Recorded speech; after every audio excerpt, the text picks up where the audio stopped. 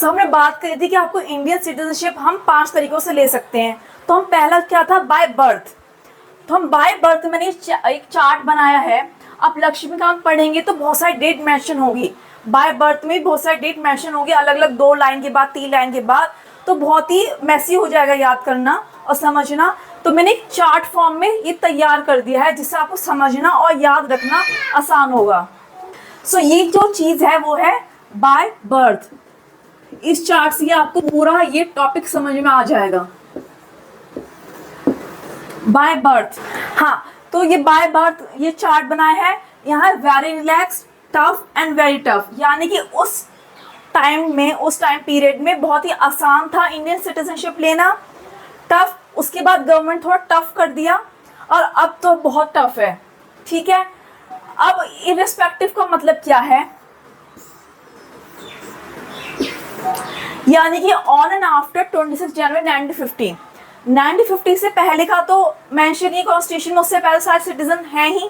तो on and after यानी 26 जनवरी 1950 के बाद एंड बिफोर 1 जुलाई 1987 से, इस टाइम पीरियड में जितनी भी जो चाइल्ड बोर्न हुए हैं, चाहे उनके पेरेंट्स इंडियन हो या ना हो, वो इंडियन सिटीजन्स कहलाए जाएंगे। यानी कि उनके पेरेंट्स बाहर के हो सकते हैं, बाई चांस पाकिस्तान के हैं। ऑन एंड आफ्टर 26 जनवरी 1950 मतलब इस टाइम के उसके बाद प्लस 1 जुलाई 1987 से पहले, इस टाइम पीरियड में जितने भी लोग आए थे, ठीक है, ये पार्टीशन का टाइम था। ठीक है, उस टाइम हमारा देश 47 में आज़ाद हुआ था, तो उस टाइम कॉन्स्टिट्यूशन बना था, नया था। तो उस टाइम वो लोग चाहते थे उस टाइम कि जितने लोग हो सकें हमारे इंडिया में आए, क्योंकि डिवाइडेशन हो गया था, पाकिस्तान अलग बन चुका था। तो हम उस टाइम चाहते थे, उस टाइम पीरियड में हम चाहते थे कि जितने भी लोग हों, अच्छा है, जितने लोग हमारे इंडियंस बनेंगे उतना ही हमारे लिए फ़ायदा होगा। तो उन्होंने ये मेंशन किया था कि ऑन एंड आफ्टर 26 जनवरी 1950 और 1 जुलाई 1987 से पहले जितने भी बच्चे हैं या जो बॉर्न हुए हैं इंडिया में, चाहे उनके पेरेंट्स अमेरिकन हो, जापानीज़ हो, पर उनका जो बच्चा है, उनका जो चाइल्ड है वो इंडिया में बॉर्न होना चाहिए। तो वो जो चाइल्ड है वो इंडियन सिटीजन कहलाएगा ऑटोमेटिकली। ठीक है, उसमें बहुत रिलैक्स था। पेरेंट्स कोई भी हो, किसी भी कंट्री से हो, अगर वो यहाँ अपना चाइल्ड डिलीवर कर रहे हैं तो चाइल्ड को ऑटोमेटिक मिल जाएगी, इंडियन सिटीजनशिप मिल जाएगी। तो उस टाइम ये बहुत होने लगा। तो अब वहाँ असमी साइड, नॉर्थ ईस्ट साइड में ज़्यादा था ये। तो वहाँ के लोगों ने बोला, असम साइड के लोगों ने बोला, पहले नॉर्थ ईस्ट में बाकी स्टेट्स के अलावा असम का ज़्यादा दबदबा कह सकते हैं था नॉर्थ ईस्ट में। तो उन लोगों ने बोला कि ऐसे सारे ही लोग इंडियन सिटीजन बन जाएंगे तो हमारा जो कल्चर है वो डाइल्यूट हो जाएगा। क्योंकि अगर अमेरिका से लोग आके यहाँ बसेंगे तो अमेरिकन अपनी जो कल्चर वो फैलाएं। तो वो उन लोगों ने बोला कि अगर बाहर के लोग अगर आराम से उन्हें इंडियन सिटीजनशिप मिल जाएगी तो वो आके अपना कल्चर का डाइल्यूट कर देंगे, हमारे कल्चर को, अपने कल्चर के बारे में बताएंगे, अपने कल्चर को बढ़ावा देंगे। तो उन्होंने ये चीज़ कैंसिल कर दी, cancel in the sense amend कर दी। ठीक है, कि नहीं भाई ऐसे नहीं चलेगा, कोई भी आके इंडिया में अपना चाइल्ड डिलीवर कर देगा। भाई बाहर शादी करी, बाहर के लोग हैं, यहाँ के डिलीवरी करवाई उन्होंने अपने बच्चे को ऑटोमेटिकली इंडियन सिटीजनशिप मिल गई। पर वो क्यों चाहेंगे कि इंडियन कल्चर वो सीखे। तो इस टाइम पीरियड में बहुत से लोग माइग्रेंट्स आने लगे, वो बाहर रहते थे, यहाँ चाइल्ड डिलीवर किया, चाइल्ड को ऑटोमेटिक सिटीजनशिप मिल गई, बहुत आसान था। जब भी मैंने यहाँ मेंशन किया बहुत ही रिलैक्स्ड था। इररिस्पेक्टिव मतलब आपके पेरेंट्स कोई भी हो, फादर अमेरिकन हो, मदर हो, इंडियन ना हो, मतलब पेरेंट्स कुछ भी हो, अगर चाइल्ड डिलीवर हो रहा है इंडिया में तो चाइल्ड को ऑटोमेटिकली इंडियन सिटीजनशिप मिल जाएगी। बहुत आसान तरीका था। ठीक है, पर माइग्रेंट्स बहुत ज़्यादा आने लगे। 1971 में पॉपुलेशन एक्सप्लोजन हुआ, यानी पॉपुलेशन इतनी बढ़ चुकी थी उस टाइम। तो ये इस चीज़ को उन्होंने अब अमेंड किया। अमेंड कब किया? 1 जुलाई 1987। इस डेट का कोई भी क्राइटेरिया नहीं कि उन्होंने ये डेट क्यों चूज करी है, बस ये मेंशन है।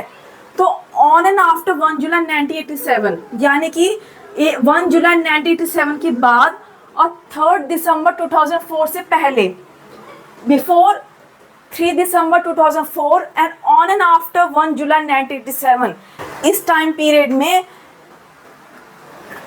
पेरेंट्स में से एक पेरेंट जो है इंडियन होना चाहिए, तो फादर इंडियन होना चाहिए या मदर इंडियन होना चाहिए, तभी आपको इंडियन सिटीजनशिप मिल जाएगी। ठीक है, तब भी बहुत सारे लोगों ने इंडियन सिटीजनशिप ले ली ऐसे ही, क्योंकि अगर बाई चांस फादर इंडियन है, वो किसी अमेरिकन से शादी कर रहा है या कहीं किसी दूसरी कंट्री से शादी, किसी दूसरी कंट्री में लेडी से शादी कर रहा है, या कोई इंडियन लेडी है वो कहीं बाहर जाके शादी कर रही है और यहाँ आके अगर डिलीवर कर रही है अपना चाइल्ड, तो चाइल्ड को मिल जाएगी। ऐसे इस तरीके में भी बहुत सारे जो लोग हैं वो इंडियन बनते चले गए, वही पॉपुलेशन की दिक्कत आने लगी। तो उसके लिए उन्होंने फिर अमेंड किया इस एक्ट को, वो किया था 3 दिसंबर 2004, यानी कि पहले तो यहाँ इस टाइम किया, फिर इस टाइम किया, ये अब तक लागू है कि 3 दिसंबर 2004 के बाद, यानी इस दिन और इसके बाद जितने भी जो लोग हैं उनके दोनों parents, both the parents should be Indian, यानी फादर भी इंडियन होना चाहिए, मदर भी इंडियन होनी चाहिए, तो ही उसके चाइल्ड को इंडियन सिटीजनशिप मिलेगी। ठीक है, अब इसमें क्या था, हमने इसमें क्या बात करी थी कि कोई भी हो,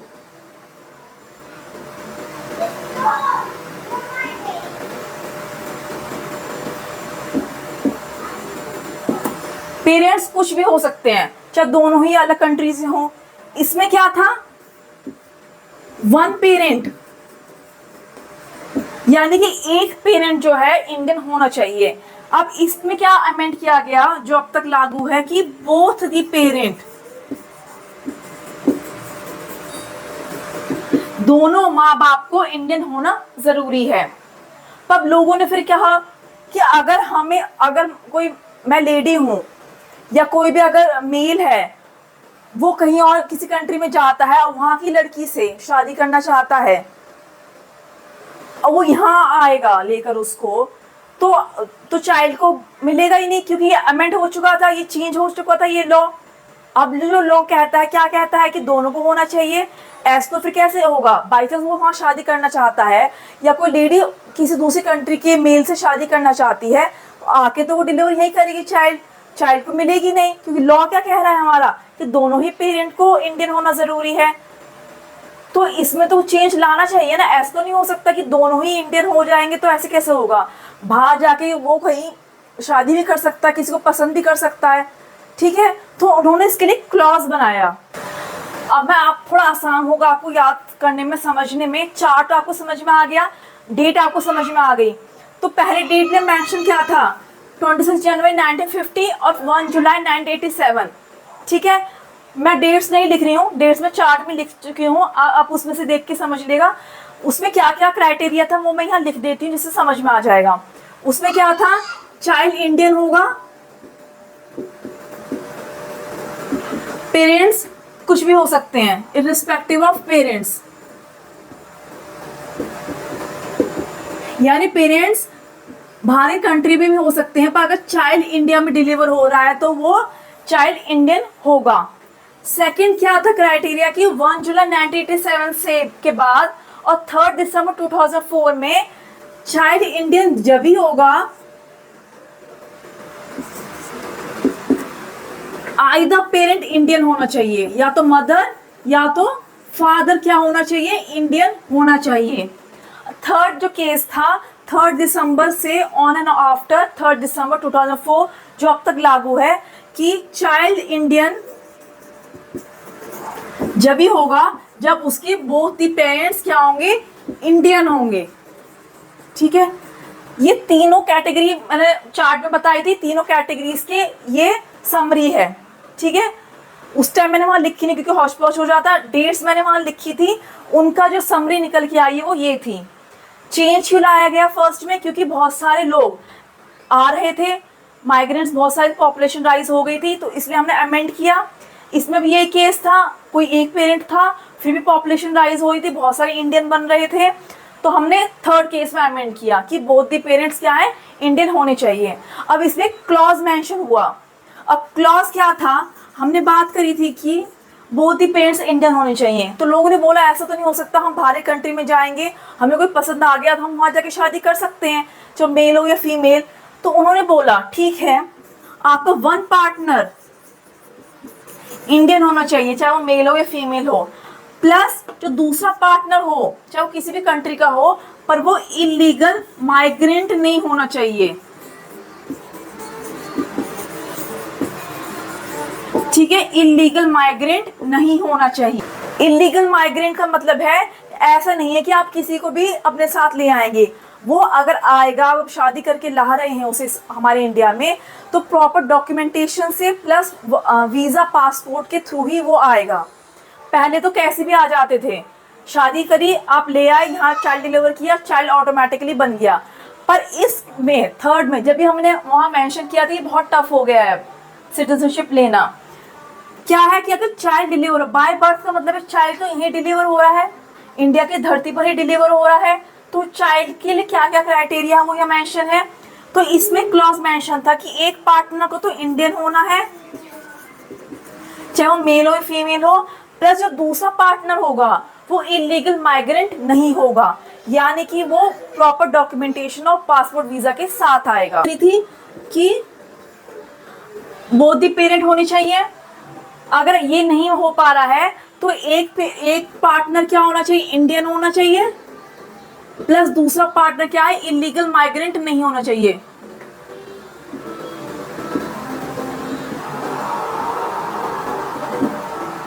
नहीं होना चाहिए, ठीक है। इसके लिए क्लॉज बनाया गया, उसमें भी कैटेगरी मेंशन है, इलीगल माइग्रेंट में कैटेगरी मेंशन है। 2019 में ये जो है अमेंड किया गया, जिसे हम बोलते हैं शॉर्ट फॉर्म में CAA, जिसकी मैंने बात की थी, और ये न्यूज़ में भी बहुत था। क्यों था, अब हम इसके बारे में हम बात करेंगे। CAA क्या था, सिटीजनशिप अमेंडमेंट एक्ट।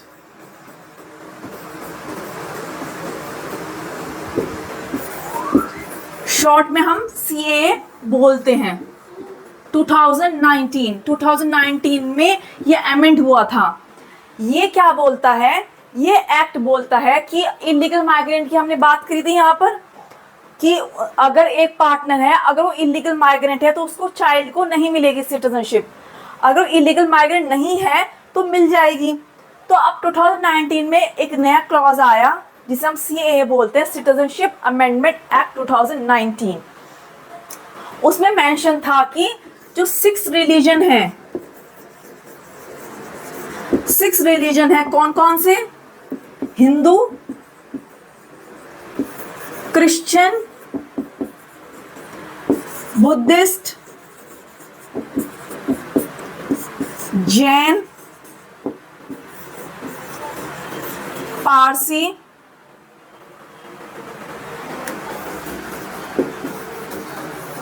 और सिख। इन लोगों के लिए, ये जो रिलीजन के लोगों के लिए ये क्राइटेरिया लागू नहीं होता है। यानी कि ये जो जितनी भी 6 रिलीजन हैं, अगर ये लोग विदाउट डॉक्यूमेंटेशन या वीज़ा के आ रहे हैं तो उन लोगों को हम इलीगल माइग्रेंट नहीं मानेंगे। ठीक है, अब क्यों नहीं मानेंगे, क्योंकि अगर ये 6 रिलीजन के लोग पाकिस्तान, बांग्लादेश और अफगानिस्तान, अगर ये 6 रिलीजन के लोग इन 3 देशों से आ रहे हैं, चाहे वो बिना कागजों के, बिना पासपोर्ट, बिना वीजा के आ रहे हैं, तो वो इलीगल माइग्रेंट की कैटेगरी में नहीं आएंगे। ये CAA 2019 बोलता है। ठीक है, ये एज अ रिफ्यूजी हम उन्हें लेंगे, पर वो 31 दिसंबर 2014 से पहले आने चाहिए। ठीक है, 31 दिसंबर 2014 से पहले इस रिलीजन के कोई भी लोग इन 3 कंट्रीज से अगर आते हैं, किसी भी तरीके से आए, वो लोग इलीगल माइग्रेंट नहीं कहलाएंगे। ये कहता है CAA 2019, यानी कि सिटीजनशिप अमेंडमेंट एक्ट, जो बहुत न्यूज़ में था उस टाइम, जिसके कारण प्रोटेस्ट भी हुआ। प्रोटेस्ट क्यों हुआ, इस रिलीजन की बात करी गई थी, इन 6 रिलीजन की बात करी गई थी। इन 6 रिलीजन के लोग अगर आते हैं विदाउट पासपोर्ट वीज़ा तो हम उन्हें इलीगल माइग्रेंट नहीं मानेंगे। अब जो मुस्लिम कैटेगरीज के लोग थे, शाहीन बाग में जो प्रोटेस्ट करने वाले मुस्लिम थे, उन्होंने बोला हम भी तो मुस्लिम है, हम भी तो लोग हैं, यहाँ रह रहे हैं, हमें आप क्यों इलीगल बोल रहे हैं? अगर कोई मुस्लिम है, उसका वो 3 महीने के लिए हमारे देश में आ रहा है, उसका पासपोर्ट वीज़ा कुछ एक्सपायर हो जाता है और उसका चाइल्ड यहाँ डिलीवर होता है, तो वो चाइल्ड इंडियन सिटीजन नहीं कहलाएगा। पर अगर इन 6 रिलीजन के लोगों को अगर ऐसा होता है तो इन 6 रिलीजन के जो बच्चे हैं वो इंडियन सिटीजन कहलाएंगे, पर मुस्लिम्स के नहीं कहलाएंगे। तो अब मुस्लिम्स हैं, मुस्लिम ने भी ये बोला कि हम भी तो मुस्लिम हैं, हम भी तो अगर इन 3 देशों में से आते हैं, हमें भी तुम इंडियन सिटीजन मानो जैसे बाकी रिलीजन को मान रहे हो। पर जो सीएए है उन्होंने उस एक्ट में बोला गया कि मुस्लिम जो है, ये तीनों जो कंट्रीज हैं वो मुस्लिम डोमिनेट कंट्रीज हैं, मतलब मुस्लिमों का दबदबा है इन कंट्रीज में। तो बाकी रिलीजन के जो लोग हैं वहाँ सताए जाते हैं, हॉन्टेड किए जाते हैं, सताए जाते हैं। जो सताए हुए लोगों को हम यहाँ शरण दे रहे हैं, यानी कि हम यहाँ एज रिफ्यूजी उन्हें रख रहे हैं, उनकी मदद कर रहे हैं। बाकी मुस्लिम तो हाँ उनका दबदबा है ही, तो वो अपने रिलीजन के लोग को क्यों सताएंगे? तो इसलिए मुस्लिम जो है एग्जेम्प्टेड कर दिए गए इस सीएए में, इसलिए प्रोटेस्ट हुआ था, इसलिए ज़्यादातर वहाँ मुस्लिम थे प्रोटेस्ट करने वाले। अब इन 3 देशों की ही बात करी गई है, बाकी जो तिब्बत के लोग हैं, म्यांमार के लोग हैं, ये लोग भी तो कह सकते हैं हमें मानना चाहिए, हम भी इंडियन सिटीजन मानो तुम हमें। जो श्रीलंका है, तिब्बत के हैं, म्यांमार के हैं, उन लोगों ने भी बोला, जैसे मुस्लिम से बोला, मुस्लिम के लिए क्या बोला कि आप इन देशों से आ रहे हैं, ये देश जो है मुस्लिम डोमिनेट कंट्रीज है, मुस्लिमों का दबदबा है, वहाँ बाकी रिलीजन के लोग सताए जाते हैं, इसलिए हम उन लोगों को अपने देश में शरण दे रहे हैं, बचा रहे हैं उन देशों से। इसलिए उन लोगों के लिए कोई भी ऐसा इलीगल माइग्रेंट का टैग नहीं लगाया जाएगा, उनके लिए कुछ भी रूल्स नहीं है। आप आइए, अगर आप चाइल्ड डिलीवर करते हैं तो आपकी चाइल्ड को ऑटोमेटिकली इंडियन सिटीजनशिप मिल जाएगी। Muslims are exempted. मुस्लिम्स का अगर पासपोर्ट या वीज़ा एक्सपायर हो जाता है किसी का भी, जिसे हमने बात की थी, तो वो इलीगल माइग्रेंट कहलाए जाएंगे, उनका जो बच्चा होगा, उनका जो चाइल्ड होगा, वो इंडियन सिटीजन नहीं कहलाया जाएगा। ठीक है। अब तिब्बत, श्रीलंका, म्यांमार, उन लोगों ने बोला कि हम जो लोग हैं हमें भी आप इंडियन सिटीजन मानो। रोहिंग्याज है, जो रोहिंग्या है वो एक लैंग्वेज ग्रुप है, कोई रिलीजन नहीं है। तो उन लोगों ने बोला अगर ऐसा इन केस के लिए हमारे लिए भी करो। तो इसी चक्कर में प्रोटेस्ट हो रहा था, यही क्रिटिसिज्म जो है सीए फेस कर रहा था। ठीक है। अब उसका क्या निचोड़ निकला, क्या नहीं निकला, तो बहुत डिटेल की बातें हैं, ये सब नहीं पूछा जाएगा, लेकिन मोटा मोटा इसी बारे में यही है। सीए के बारे में जो न्यूज़ में इसीलिए था, प्रोटेस्ट इसीलिए था कि इन रिलीजन को आपने सुविधाएं दी है, हमें क्यों नहीं दी है। मुस्लिम्स के लिए उन्होंने बता दिया, बाकी जो तिब्बत, श्रीलंका और म्यांमार से जो लोग आए थे, रोहिंग्यास थे, उनके लिए जो है अभी चल रही कार्रवाई चल रही है, जो भी है वो होता रहेगा, उसके लिए इतना डिटेल में जाने की जरूरत नहीं है। ठीक है।